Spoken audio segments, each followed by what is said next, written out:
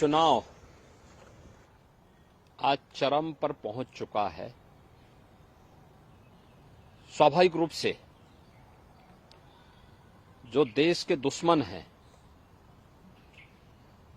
वे चुनाव के दौरान मोदी जी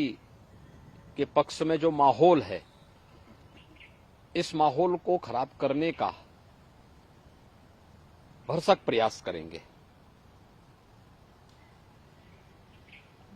कुछ चीजें हैं जो देखने लायक हैं और जिसको पूरे देश के लोगों को वास्तव में समझना चाहिए कि कैसे पाकिस्तान से राहुल गांधी को प्रोजेक्ट करने का प्रयास कर रहा है। ये चीजें दिखती हैं कि पाकिस्तान सरकार का पूर्व मंत्री जो बेशर्मी के साथ पुलवामा की घटना का समर्थन करता है, वह व्यक्ति राहुल गांधी को सपोर्ट कर रहा हो, राहुल गांधी को लेकर के प्रफुल्लित हो रहा हो, ये चीजें दिखाती हैं कि कांग्रेस का हाथ देश के दुश्मनों का साथ। यानी चीजें दिखती हैं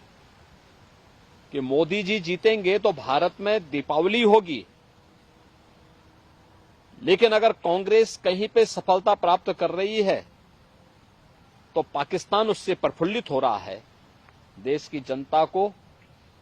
इन बयानों से अवेयर होना चाहिए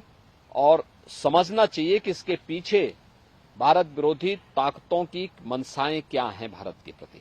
सर, हम कह सकते हैं कि पूर्व में कांग्रेस का चूंकि बहुत अलगाववादी शक्तियों से, या हम कह सकते हैं कुछ ना कुछ समर्थन उनको कहीं ना कहीं से रहा, इसी वजह से आज पाकिस्तान से इस तरीके के बयान आए, क्योंकि पूर्व में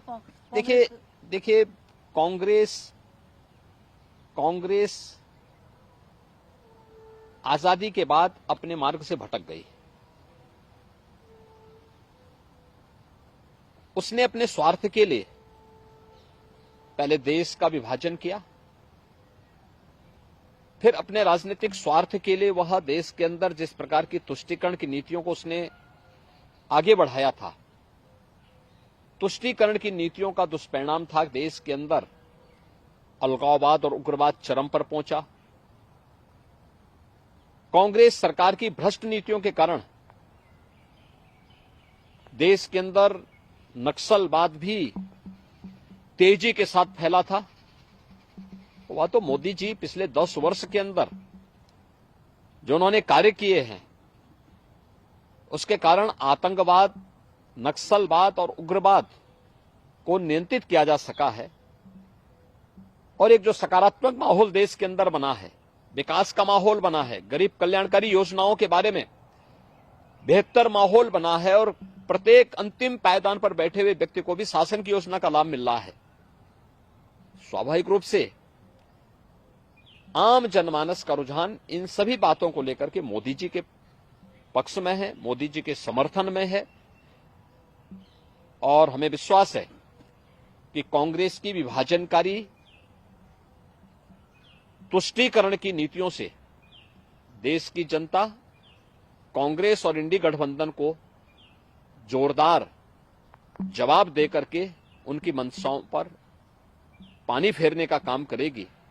और मोदी जी के नेतृत्व में भारतीय जनता पार्टी और एनडीए प्रचंड बहुमत के साथ फिर से देश के अंदर सरकार बनाएगी।